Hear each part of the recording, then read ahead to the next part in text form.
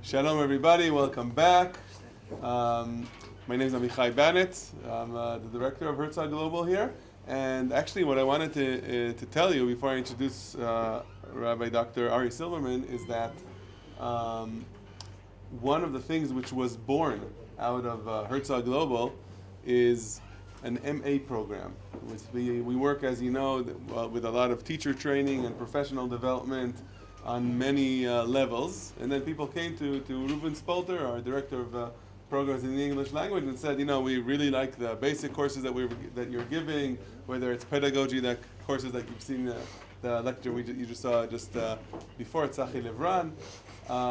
But we're Tanakh teachers. We're looking for high-level content, high-level courses, and Reuven, also my predecessor as the director of Herzog Global, had the vision to start building master's levels courses, and we put in a request to the Council of Higher Education to give an MA, not only a Master of Education but also a Master of Arts in Tanakh, and that process took a couple of years, but it actually happened, and I'd like to give a shout out to a few of the MA students that are sitting with us today. Very good. And registration for the second cohort is already happening right now, so register for the MA at Herzog. Yeah? Oh yeah. Give their names so they'll get some money off of their tuition. All good things. Yeah, of course. And Baruch Hashem, we have it in English. We have it in Spanish as well. We have courses in Spanish if you prefer taking some of the courses in Spanish, and of course there are courses in Hebrew as well. Shmuel Kornblit, who's our director of Spanish-speaking countries, just got back from Buenos Aires. He was here a couple of minutes ago before. He's sitting at our desk upstairs if you actually want information. So there's a lot of exciting things, and now there's actually the Herzog International School, Lehavdin Herzog Global, which are the academic programs, which are running in many different languages. And then, as mentioned before, there's also a Yom Iyun B'Tanakh on Wednesday in Russian, because that's what we have as well. And we have today with us sitting also Nissim Belachsen from France, and he started organizing last year, and it's going to continue this year, a Yom Iyun Français, in Sarfatit, but in French. If you're in November in Strasbourg, you should certainly go, and if you're not, you should consider going. Last year was also in Paris. So, without further ado, Rabbi Dr. Ari Silbermann, originally from Australia, he's been involved in Jewish education and nonprofits for over a decade. He holds a PhD in Bible from Bar Ilan University, where his research focuses on the Second Temple Judaism. He served as the educational director for the Or Torah Stone Amiel Institute and was a research fellow at Tel Aviv University. And today he works at the ITIM organization as the director of Giyur Kahalacha Batei Din LeGiyur. And he's, as you know, a lecturer at the Herzog's MA program in teaching Tanakh and Parshanut. So thank you for having me. It's really, anyone who's worked in education understands that the question of teacher stand-in is very, very important, crucial, under attack, you might say, and the ability to think about it as educators and think about ways forward or dealing with it are very important. I'm dealing with the Tanakh, and as you'll see, I'll take a little bit of a different approach, but I think is going to help think through some of the issues. In 1970, Eliezer Berkovitz wrote an article in Tradition talking about, in light of revisionism, nihilism, boredom, permissiveness of his era, the need for Jewish education. He urged people to dafka look at Jewish education as a way of responding to that, right? That not as a b'diavad, but as a lechatchila, to give and to ground kids and communities in values that were sorely lacking in general society. And the topic of today is actually connected to that broader topic. I don't think things have gotten necessarily better, probably worse in some regards, in terms of a need to ground things in values, a need to give people context. And what you're dealing with, I guess, today is really something which stems from that same way of thinking, but added to that are levels of technology, levels of openness that complicate matters even further, and really has broad implications for educational frameworks. Just to begin, I don't know who saw this on Facebook or whatever, a letter from a minister in the Israeli government, Haredi minister in the Israeli government, minister for Jerusalem, that was sent out and was doing the rounds, because at the end of the letter, there's a quote from Zechariah Aleph Tet Zayin that doesn't exist. It doesn't exist, right? Zechariah Aleph Tet Zayin is close to that, but not that. And it's not very close to that either. It's close to that. And what you see from here, I think... He AI'd. I don't think he did. Whoever was doing the letter for him AI'd it. And that's something which I'm sure we all deal with, but it highlights the moments we're in, right? I mean, this is a official on-government letterhead. I didn't bring it because it was too big, right? That was sent out. And even if the maskir or maskira AI'd it, I'll tell you another story, unconnected. My wife's from Teaneck. Once she was giving me a talk in a shul in Teaneck, and they used Google Translate to translate the pasuk in the title of the shir. And I saw it, I was like, what? Like, that's not Art Scroll, that's not JPL, like, where do they get that? And I put it into Google Translate. But this is even worse, right? Because whoever wrote the letter didn't know, or AI'd it, and whoever had proofread the letter didn't jump up at them. And it shows a fundamental change towards what Torah is, what knowledge is. You flippantly throw out quotes to make it sound good without really knowing, right? Without having it as part of your cultural language, right? And whoever signed it and whoever proofread it wasn't able to pick up on it either, right? And that in many ways is part of the difficulty we're dealing with in terms of knowledge. And if we turn to education in the Tanakh, what you notice is a few very interesting things. We know that the focus on education in the Tanakh is exceptional, particularly for the ancient Near East, particularly for other cultures. It mentions chinuch, and we have consequently a mitzvat chinuch.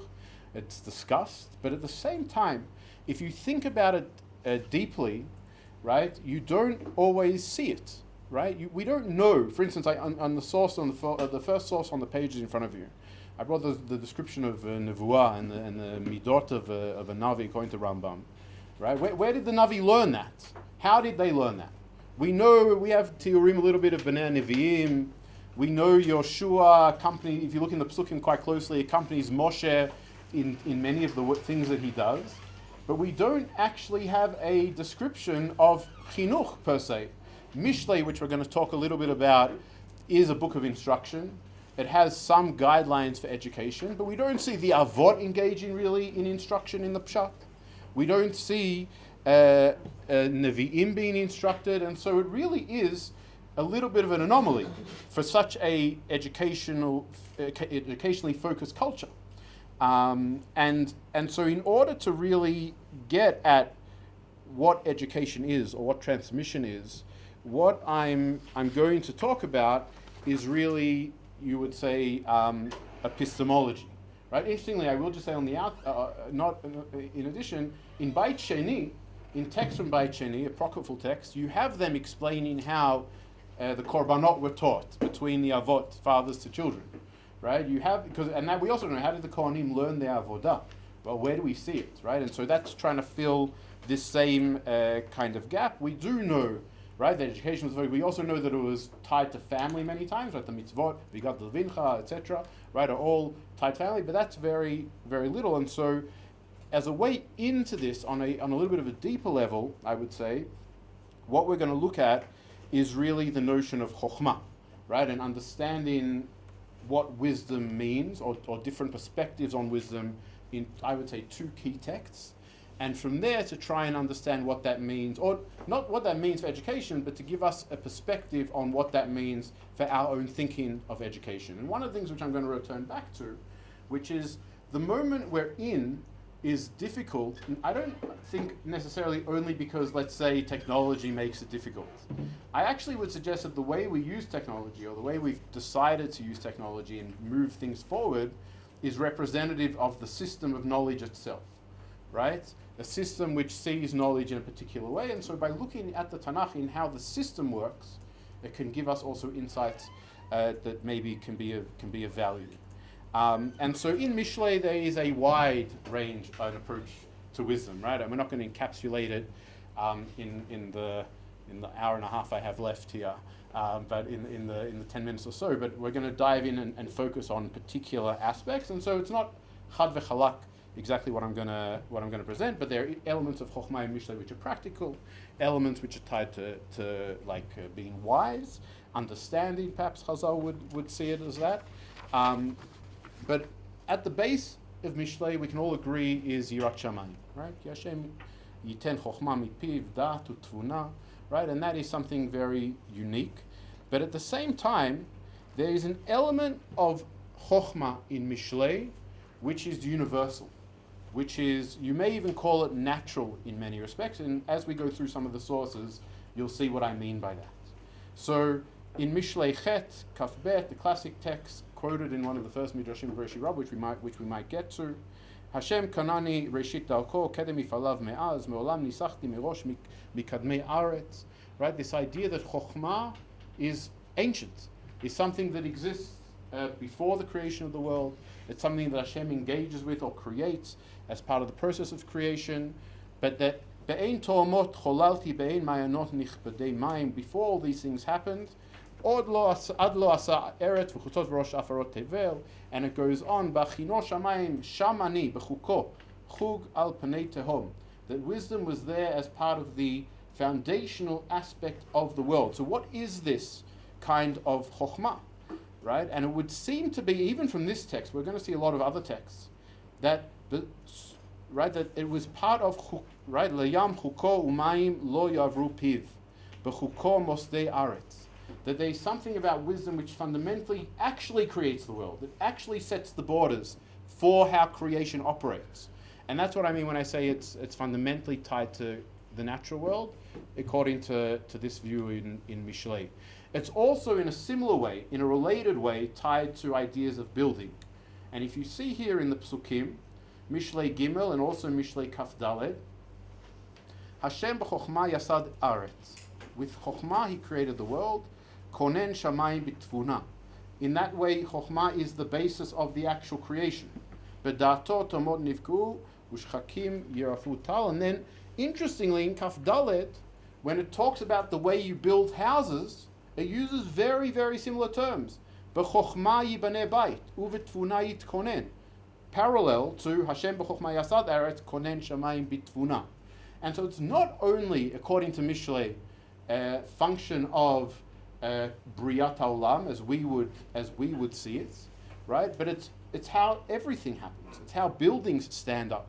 That there is a link between how one builds a building and how one creates the world, right? In a very fundamental way. And if you think about what that means for what Chokhmah then is it's different, right? It's something that is, you go outside into the world and you can see the Chokhmah in everything.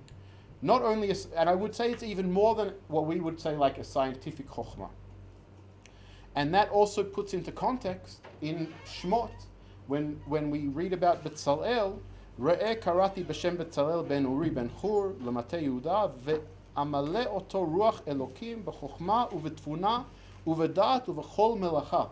When Betzalel gains the Chokhmah and the Tvuna, it's fundamentally tied to how things are built, how things stand in the world, right? And if you look on your sheets in source number 2, the Tanchuma, that draws the parallel between Briyat HaOlam and the Mishkan, right? Which is a famous idea which we know about. And Chamalevich talks about it before her Buba. Lahavdil spoke about it, right? But the Midrash, obviously, Kadam Lehem, and the Midrash does the same thing, but it's I would suggest, part of its background is this way of thinking about the world.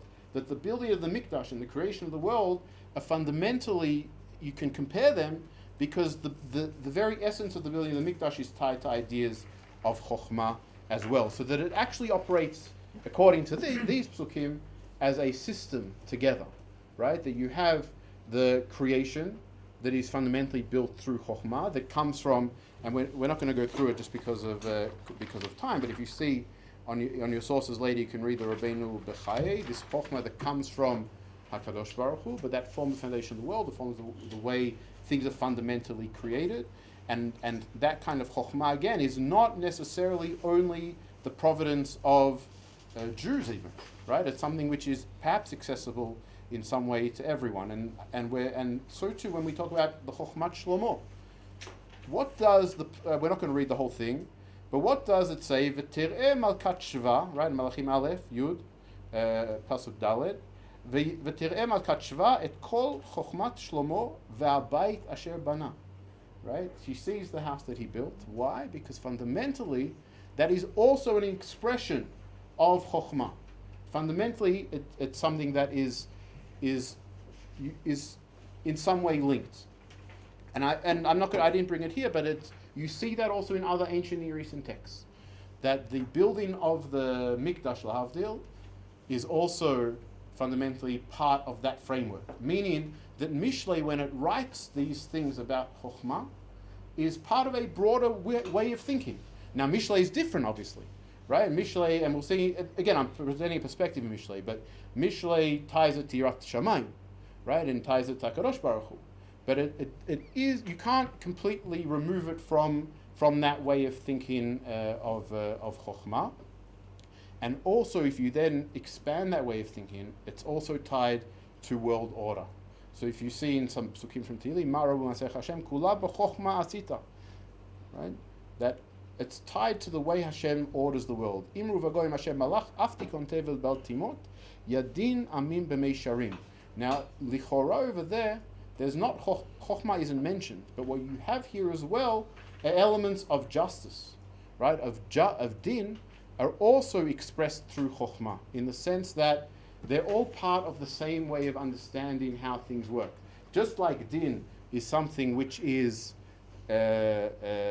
foundational to the world, and perhaps even in many cases you're able to see it, so too when Hashem founds the world, he judges directly. And then also here, Ki yashar dvar Hashem v'kol ma'aseh be'emunah, ohev tzedakah u'mishpat chesed Hashem mala haaretz, bidvar Hashem shamayim nasu, uvuach piv kol tzava'am, kones kened mei hayam, noten bo'tzorot teomot. And also over here, in the next psukim which we know from Psukei Zimra, v'yamidem la'ad olam chok natan v'lo ya'avor. What does that mean, chok natan? Chok we understand to be laws, but also laws in the sense of setting boundaries and setting rules for how things work. And so even as it's expressed in language, our language is very much tied to that concept. That chukim, laws, rules, ways of governing the world also apply to the way elements of nature operate, that are all fundamentally from HaKadosh Baruch Hu created. And so if you put all of that together according to this, again, right, this is like another perspective on thinking about these ideas. It really operates together. Creation, building, the operation of the world, tzedek, actually are all part of a similar way of thinking.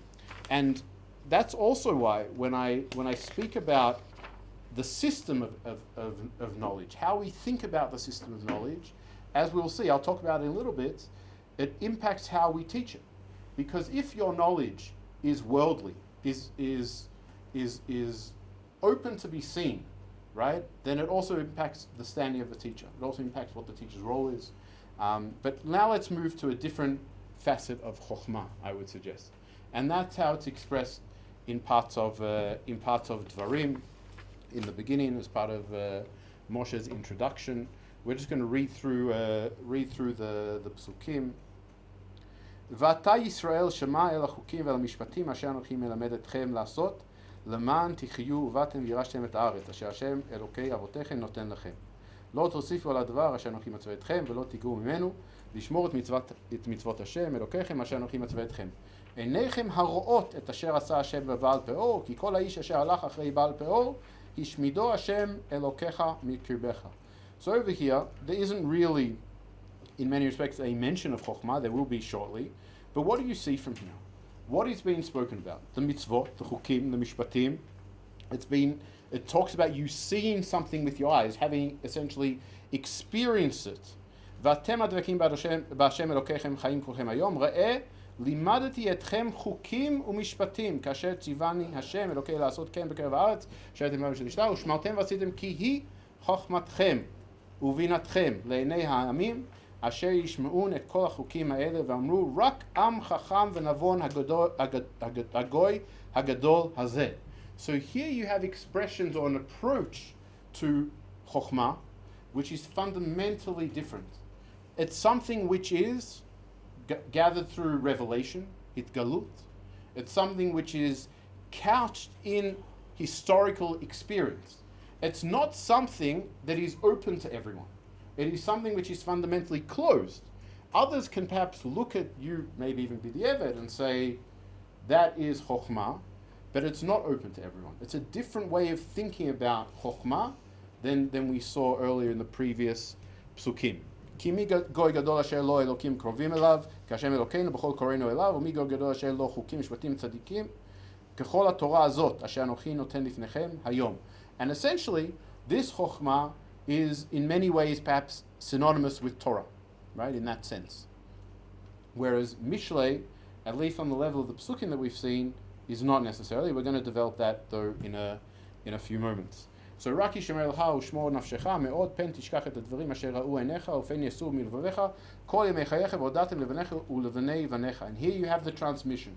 The transmission here is to teach your children. יום אשר עמדת לפני השם אלוקיך בחורב באמור השם אליי הקל לי את העם והשמיעם את דבריי אשר ילמדו ליראה אותי כל הימים אשר הם חיים על האדמה ואת בניהם ילמדון. Right, and so very much couched in the experience at Sinai and in the historical context. I'm just going to rush because I don't want to be delayed. And so what you have here are two different aspects of wisdom, two different ways of thinking about chokhmah, right? Which again, I'm not going to implant them onto our modern context, right? But each person here can do that for themselves in their own way. And just an example of the comparison, interestingly, in Eov, which is a wisdom text, right, which in many ways is not necessarily specific, right? What does it talk about when it talks about looking after or not persecuting the Eved? And so it says, Im emas mishpat avdi va'amati berivam imadi u'ma yaseh ki yakum el v'ki yifkod ma'ashivenu halo v'veten oseni. So why is it that we need to look out for them or not, not judge or not persecute them, as you would say, is because I was also created bebeten, universal. Whereas in Dvarim, lo tateh mishpat ger yatom velo tachbol beged almana vezacharta ki eved hayita b'mitzrayim v'yiftecha Hashem elokecha misham al ken anochi metzavecha lasot et hadavar hazeh. Right here also you have the lashon of mitzvah. You have the experience of Mitzrayim. Now, obviously, that's also tied to a basic understanding. You don't want to persecute slaves because you're also slaves. And so it's just simply a different focus that comes through in both of these texts, in both of these approaches. And so just laying it out, what this perhaps might mean for the transmission of such wisdom, the understanding of that chokhmah. The source for Mishlei is in the natural, perhaps even in the natural world, in the Bria. It comes from HaKadosh Baruch Hu, it comes initially, but it's universal. In Dvarim, it's revealed, it's specific to Am Yisrael. The way of pedagogy in Mishlei, and anyone who's familiar with Mishlei will know that oftentimes it is through guidance, like look at this, or pay attention to this. It's not the same as Dvarim, which is very much talking about, see this, you experience this, don't do this. In the same way as Mishlei. Again, we don't have time to go through all of the specifics. Who is the teacher of Mishlei? Perhaps a father, but certainly someone who is wise, who has experience in the knowledge, who has the way of showing you how to get there, of how to see it and pick it up in the things that are around you. Whereas for Dvarim, it is really Am Yisrael, family, fathers, Moshe, and it is in that way it's different as well. And even punishment, right, approaches to what happens if you go against this. For Mishlei, or for this kind of way of thinking about Chokhmah, punishment is almost automatic. It's built in to how things operate.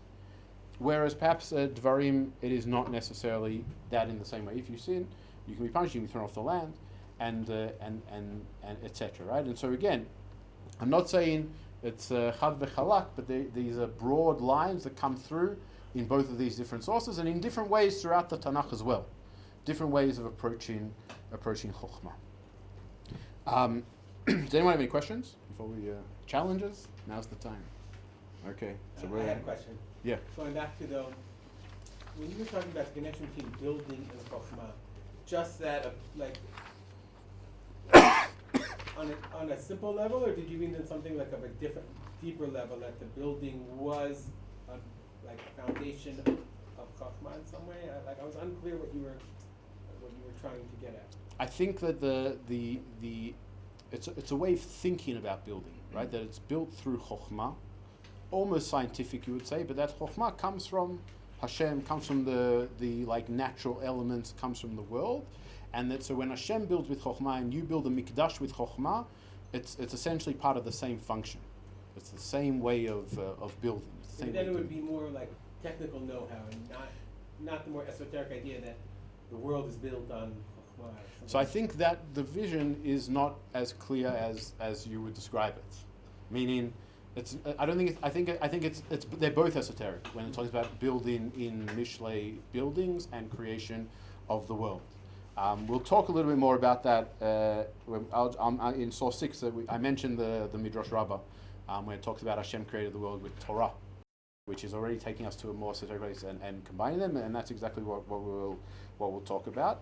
But to kind of think about a middle way, I've brought for us the case of Avram. Right? Also, when we think about teaching, education, we as teachers are going to do this. We're going to educate, and obviously, I assume most people here are educators themselves, have studied the various theories of education and Piaget and all the rest of them. Right? There are other models. There are other models to think about, and Avram fundamentally I thought about as a model, because Avram, if you see in source 4 on your sheets, what's unique about Avram? Avram had no teacher, right? And the Midrash says it. Ari Shimon, Av lo limdo v'rav lo hayalo. He didn't have any of those things. He had it internally. In fact, when we and by the way, I'm going to just a little bit refer to the sheet over here, which is prepared by Herzog, I believe Rav Shuki, right? It's his sheet, which is an example of one of the graphs they give out, which really help in classrooms to crystallize and understand processes and broader context in Tanakh. But Avraham didn't have a teacher. How do we know that? In the Midrash, we know that Avraham has all these stories that aren't in the Tanakh, which are, he broke the idols, he saw Hashem, he saw the stars, and he understood himself that there was Hashem. Why does that come? Because it doesn't make sense. Why do we only start from Avram with Lech Lecha? It's strange, right? He's the forefather of monotheism, the forefather of religion. And so the Midrash tries to give a little bit of background, but essentially Avram is a person who understood, if we take it to Chazal, who understood these things through nature, understood Chokhmah, just like in Mishlei, but at the same time, we also know, according to Chazal, Yuma, Kafchet, Avram also knew, even kept Erev Tafshilin, according to some opinions, which is a merging of these things, that it's possible for students to learn everything they need to know via ChatGPT and still be stark, right? But no, I'm joking. But Avraham encapsulates that ability. There are people. All the parents think that their children are Avram or David HaMelech, right?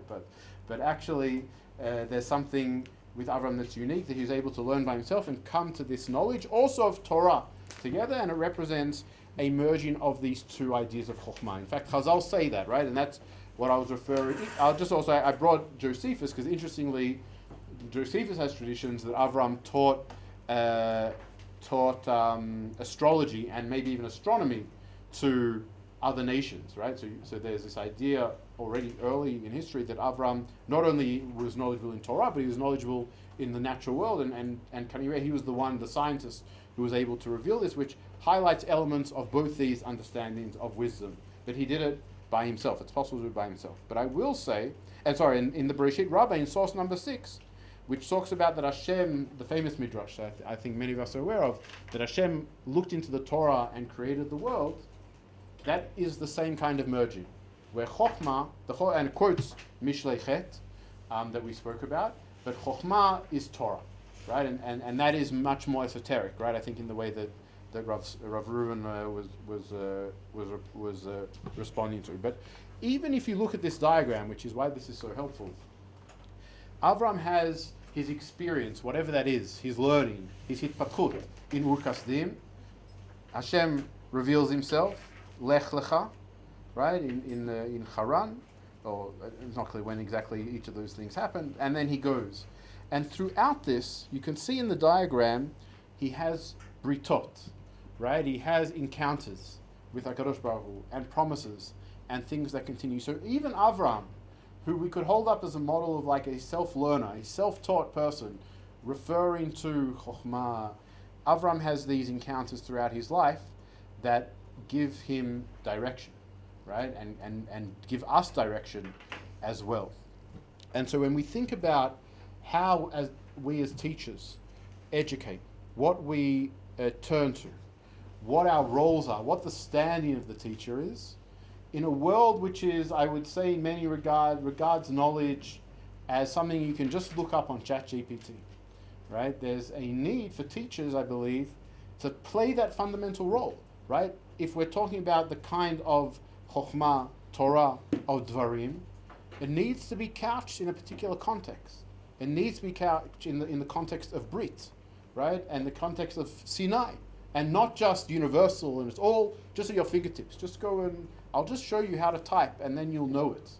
Because as we know, we don't know it, right? We saw the example from the letter in the beginning. We don't just know it. And Yoshua Berman, in his book on Created Equal, talks about two notions which I think are important in this regard. One is technology, the alphabet, that the alphabet was a chidush and allowed for the dissemination of Torah in a way that didn't exist before in other cultures. Other cultures taught scribes. The scribes held knowledge, but they taught them. And the Torah comes along and believes you can be a Mamlech Kohanim and Goy Kadosh.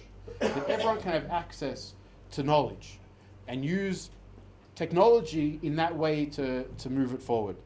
But at the same time, he also mentions there that what were texts for? What were the Sfarim for in the time of Matan Torah and afterwards? It was only as a guide to ensure that people had the knowledge within them, that they knew the Torah. It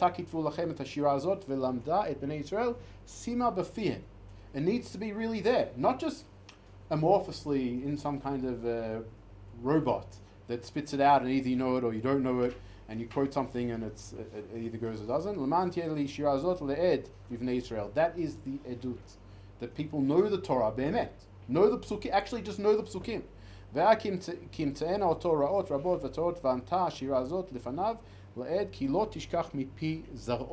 Literally mipi zaro, that they will know it.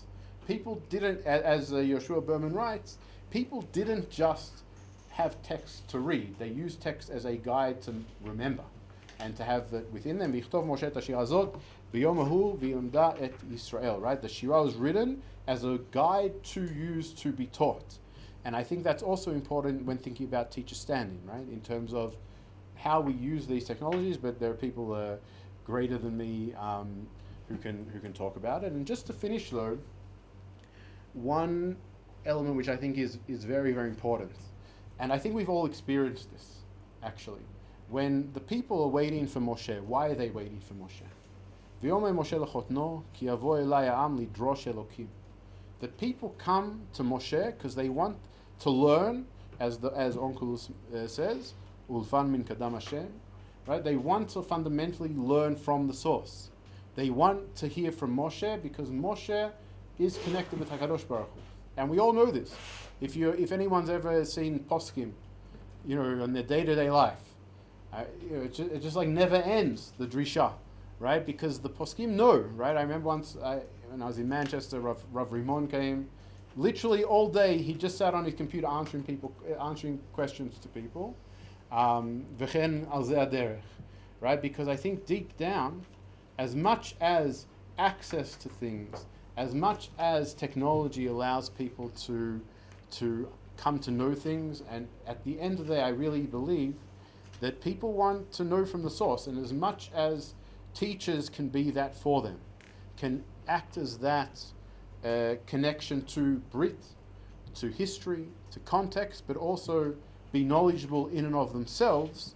Students, parents, maybe this is just wishful thinking, but they will come, right? Lidrosh Elokim, and to seek knowledge out where it really is.